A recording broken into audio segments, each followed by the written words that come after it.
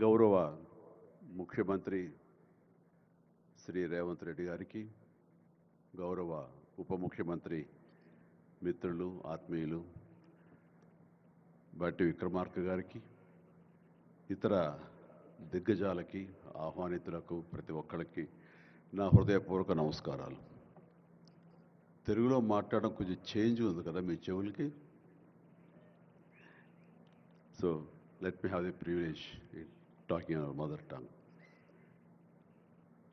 ఇక్కడ మీ అందరికీ అనిపించవచ్చు, ఇక్కడ ఉన్నటువంటి ఆహ్వానితుల్లో చీఫ్ గెస్ట్ ఒక్కొక్కళ్ళు ఒక్కొక్క రంగానికి సంబంధించిన వాళ్ళు, ఫైనాన్స్ రంగానికి సంబంధించిన వాళ్ళు, అలాగే మాజీ గవర్నర్ ఆర్బీఐ సుబ్బారావు గారు, అలాగే ఇతర ఫైనాన్స్ వ్యక్తులు, అలాగే ఆటోమొబైల్ దిగ్గజం మహేందర్ గారు, ఇంతమంది ఉండగా వీళ్ళల్లో చిరంజీవి ఏమిటి సినిమా వాడు అనే భావం మీకు ఉండొచ్చు.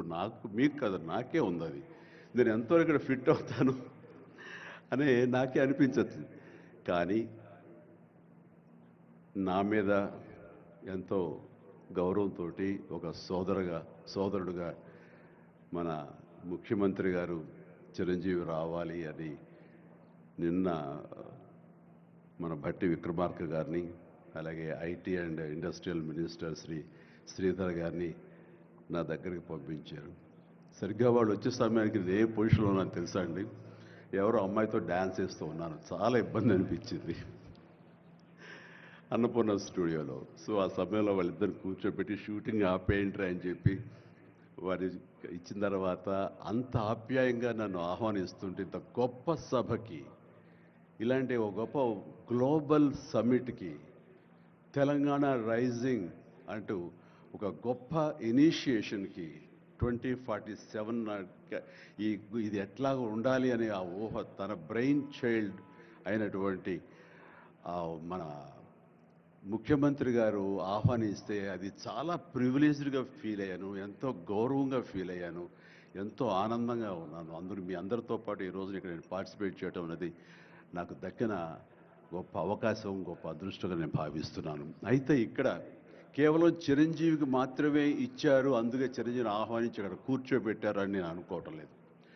ఇది రేవంత్ రెడ్డి గారికి సినిమా పరిశ్రమ మీద ఉన్నటువంటి గౌరవం, సినిమాల ఇంపాక్ట్ ఈ సొసైటీలో ఎలాగ ఉంటుందో బాగా తెలిసిన వ్యక్తిగా వాళ్ళందరి తరపున ఒక వ్యక్తి ఉండాలి కాబట్టి చిరంజీవిని ఆహ్వానించారని మాత్రమే అనుకుంటున్నాను. ఈరోజు నేను ఒక చిరంజీవిగా రాలేదు, చిత్ర పరిశ్రమ తరపున ఒక ఏజెంట్గా, వాళ్ళ రిప్రజెంటేటివ్గా నేను ఈ రోజున వచ్చాను, ఇక్కడ ఆహ్వానించబడ్డాను.